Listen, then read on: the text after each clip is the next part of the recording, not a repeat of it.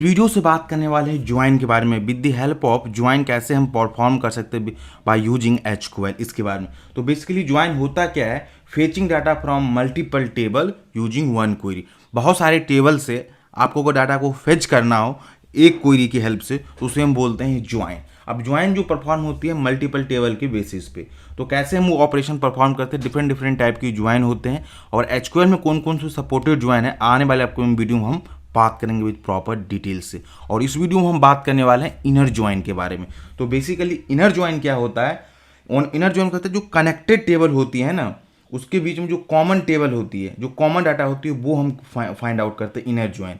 जैसे कि मैं एक फिगर की हेल्प समझाने की कोशिश करता हूँ। ये देखिए इनर ज्वाइन, ये बीच वाला, इसमें क्या है, ये जो टेबल ए है एंड बी है, इन दोनों के बीच में जो कॉमन डाटा है, अगर वो आपको फेच करना है तो इस सिचुएशन में आपको इनर ज्वाइन परफॉर्म करना है। किस सिचुएशन में, जब दोनों के टेबल के बीच में जो कॉमन डाटा हो, उस चीज़ को अगर आपको फेच करना हो, तो इस सिचुएशन में हम इनर ज्वाइन को यूज करेंगे। देखिए टेबल ए के पास भी इतना डाटा कॉमन है और टेबल बी के पास भी इतना कॉमन डाटा है, तो ये जो रेड एरिया की डाटा है ना, अगर इसको अपने को फेच करना है तो इस सिचुएशन में हम यूज करेंगे इनर ज्वाइन के बारे में। तो चलिए इसके होल सिनेरियो के बारे में बात करते हैं विद प्रैक्टिकल।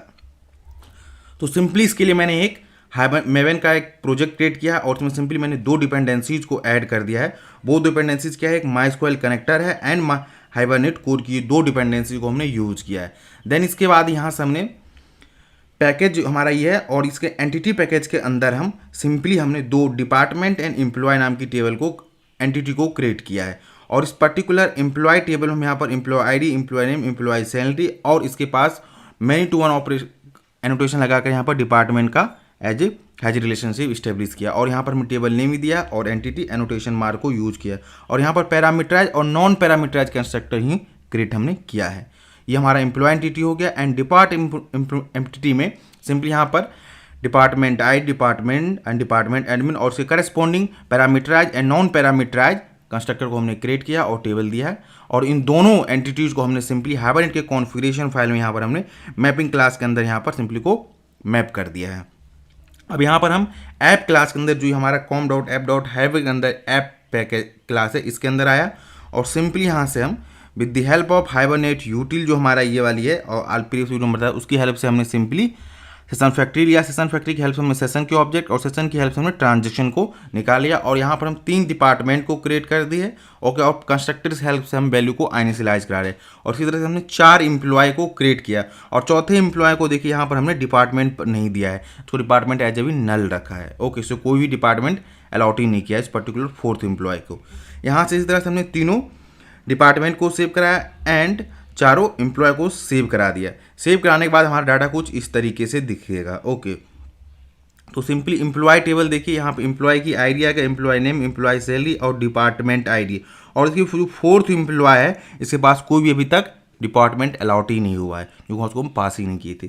इसी तरीके से डिपार्टमेंट की है, डिपार्टमेंट एडमिन, डिपार्टमेंट नेम। और यहाँ पर देखिए डिपार्टमेंट की जो प्राइमरी आईडी है वो हमारा एम्प्लॉय टेबल में एज यहाँ पर फॉरेन की हो रहा है। तो यहाँ पर ये तीन जो टेबल है ना वैल्यू रिकॉर्ड जो आपस में कॉमन है, कौन कौन सी है, 10, 11, 12। देखिए कनेक्टेड है किससे, डिपार्टमेंट से, 10, 11, 12 ओके। तब इस रिकॉर्ड को अगर हमको फेच करना हो इनर ज्वाइन की हेल्प से कि कितने कॉमन डाटा है ऊपर समझ करें, तो ये हम कैसे करेंगे, ये हम जानने वाले इस वीडियो में प्रॉपर डिटेल से ओके।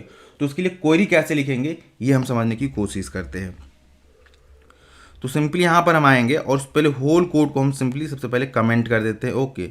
इतने को कमेंट कर दी क्यों, ऑलरेडी हमने डाटा सेव कर रखा है। अब हम जा रहे हैं इनर ऑपरेशन को परफॉर्म कराने के लिए विद द हेल्प ऑफ एचक्यूएल। तो सिंपली यहाँ पे लिखेंगे स्ट्रिंग एचक्यूएल इक्वल टू एंड यहाँ पर देंगे सबसे पहले हम क्या लिखेंगे, सेलेक्ट और ई दे देंगे और सिंपली यहाँ लिखते हैं फ्रॉम। एंड जो हम फ्रॉम के बाद यूज करने वाले वो हमारा एंटिटी का नेम रहेगा, ये ना कि टेबल नेम, एम्प्लॉय ओके। मैं चीज़ें बार बार आपको दिखाता हूँ कि जिससे आपको ये समझ आए।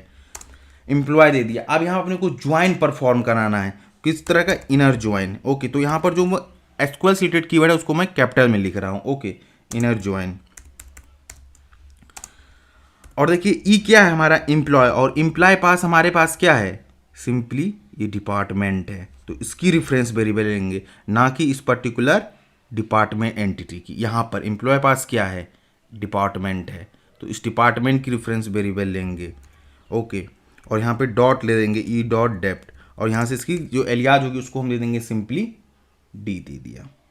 ओके, अब अपने को फेच क्या करना है, तो हम चाह रहे हैं एम्प्लॉय जो हमारा है ना, यहाँ से हम चाह रहे हैं इसका नेम फेच कर लिया, और ये जो हम नेम यूज करेंगे ये वाला नेम यूज करेंगे, ना कि इसके कॉलम नेम जो कि हमारा हाइबरनेट क्रिएट किया है डीबी, वो वाला नहीं। एंड हम डिपार्टमेंट की जो है उसकी नेम को फेच करना चाहते, तो यहाँ पर कॉमा लिखेंगे, डी लिखेंगे, डॉट लिखेंगे, और जो हमारा डिपार्टमेंट क्लास है ना, इसके पास जो डिपार्टमेंट का नेम है इस वेरिएबल को कॉपी करेंगे और इसको यहाँ पर हम पास कर देंगे। ओके, तो पर्टिकुलर इस क्वेरी में अपने को एम्प्लॉय का नेम एंड डिपार्टमेंट का नेम फेच करना है कि दोनों को ऐसा कितने एम्प्लॉय और डिपार्टमेंट है जो मतलब इंटरनली कनेक्टेड है, उसको अपने को नेम निकालना है पूरे को।